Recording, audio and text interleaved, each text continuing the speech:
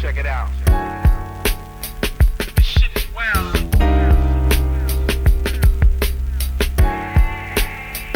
This shit is wild. Check it out. So I make my beats on the MPC Touch. It's not the latest, it's not the greatest.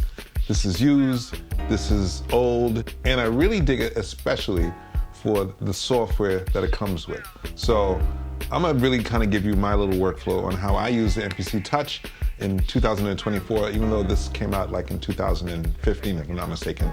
Old piece of machinery, but it really kicks. Check it out.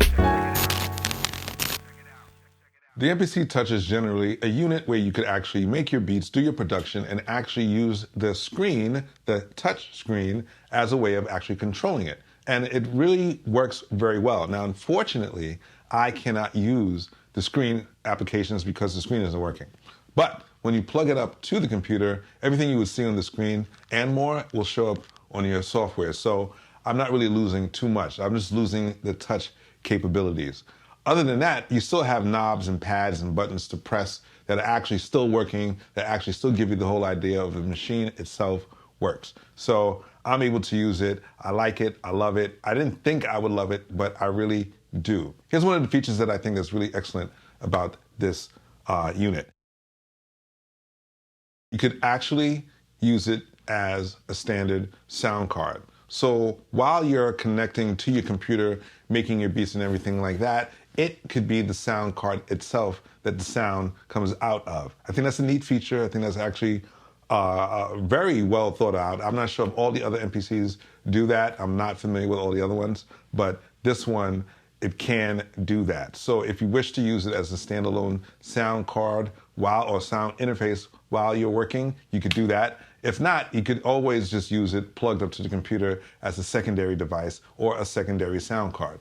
I'm using the Scarlett 2i2 3rd generation, and I'm using that as my standard audio interface, and then the MPC Touch as a possible secondary interface if I choose to use so, but I don't ever use it any longer as an interface. Another thing that I think that I like about this unit is if I wanted to sample vinyl, I can, because all I'd have to do is just get the inputs and the outputs to connect to the interface itself or to the unit, and I can record vinyl. This is a great piece of machine. It's a sound card, it's a sampler, it's a Midi controller, it's a beat-making drum machine. You can really do everything you can all in one unit. Now, the only thing I don't like is there's no keys, but that's okay, because I have this. The Akai MPK Mini is just what I would use for keys and to play around and fiddle with whenever I need some key kind of things. And I've had this first, and I was using this. And this is all I really needed. I didn't really need anything too complicated. I didn't need anything too out of control. This is all I really needed. And it's got little drummy things on there as well, and knobs and stuff for controlling DAWs and things of that nature. I like the MPC Touch because the pads are bigger, and I do like the sensitivity on those pads, even though close to this, but no, way better. I like that, and then you can change the velocity setting within that. That's down the line for another tutorial. Now, I did mention I like the software, because the software, you could use it as pretty much, I wouldn't say it would be a premix. You could call it a premix if you want, but I would call it you could actually do a full-on mix if you know what you're doing. And then maybe expand or do more processing in other DAWs of your choice. Mine would be Pro Tools, or if I don't have Pro Tools at my access, I'll use Studio One, not a Logic fan like that. I know I should not frown upon it, but yeah, whatever. I like what I could do within here in itself. I think it's really neat. This is like the third time I'm doing this piece here.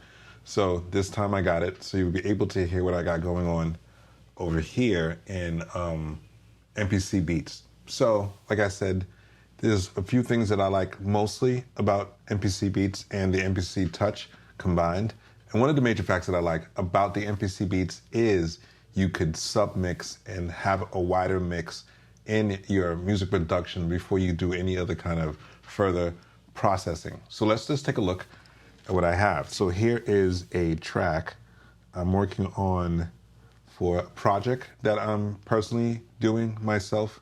Soon come, I'll keep you guys informed about it. And for the most part, this is just a musical piece that I'm redoing from Slum Village's Look of Love, produced by Jay Dilla. And I had a friend redo the guitar and bass parts because I didn't know where they got this sample from.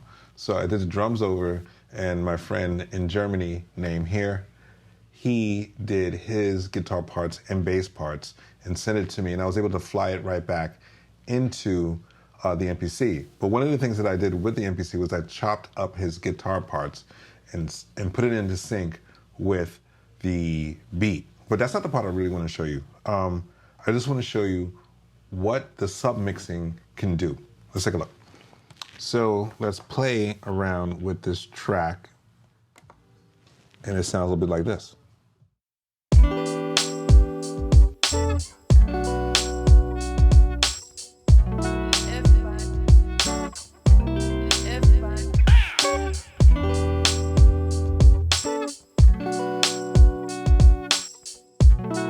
You get it, right? Just a basic bass, drums, and guitar.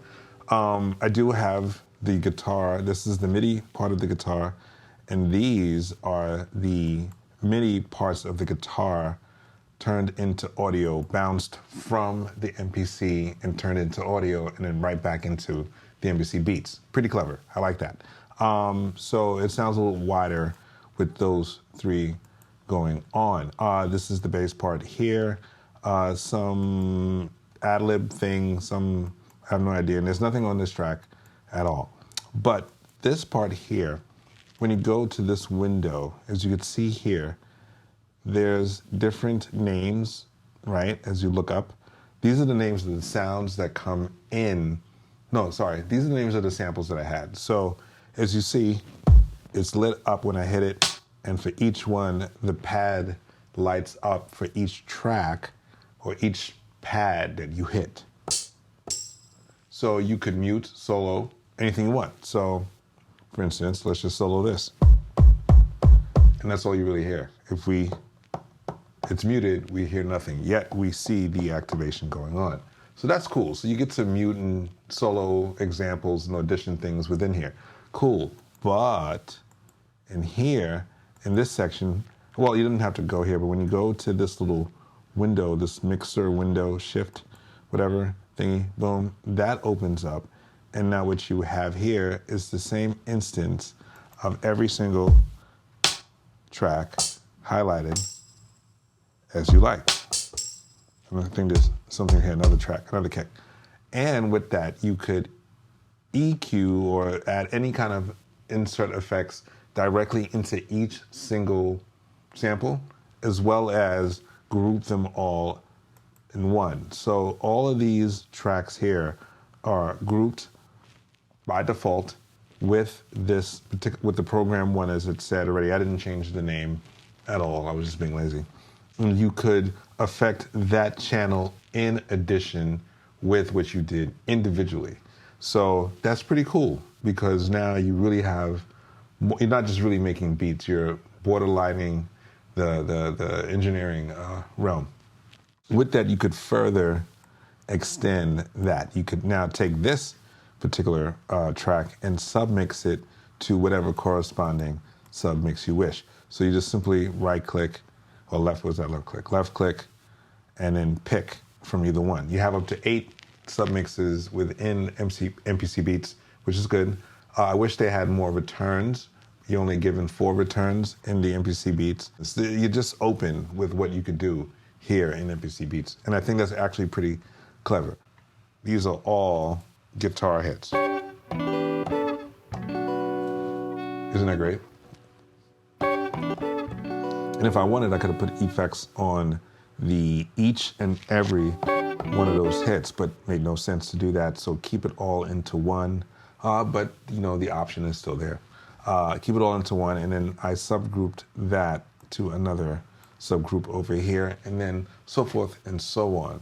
And then you can really do a lot with this. And sometimes for some of the videos that I do, I just do it right in here. A little touch up in DaVinci when I edit it in there, because I send it out as stems, and then I could actually do any further processing, but the processing that I do in there is minimal compared to what I think I can do. So this is a brilliant piece of toolery. Old, the software is somewhat as old as the hardware, but the software is updated. So this is pretty neat. I'm thinking about switching from Reason to this. I'm not quite there yet, but it's a close yes. Unless I put Reason in here and then just bypass the whole entire MPC Beats. But I just really wanted to learn how the MPC Beats works and how the MPC Touch itself works. So why not use the software that comes with it? And then realizing that I don't have to go out elsewhere to do any more processing. I could just stay within it. Like any other DAW that you use to make beats. FL Studios, Sound Studio One, whatever you use, Ableton Live. This is a good piece of toolery, and as old as it is, I'm still new to it. It keeps a lot of shortcuts. It keeps a lot of extra work that you have to do out of the way, but it did take me some time to learn it. So once I got to learn it, yes, I stayed with it, and I'm gonna stay with it for some time, especially throughout the rest of this project. In a later tutorial, I'll get into how I actually use this in my production, but for the most part, I really like it, and I think for those who have not played around with it, dig it out, play with it. I think you'll like it. It's evening time, pretty close to dark, and this light over here is playing like a daylight light. I'm really sometimes amaze myself with these lighting tricks.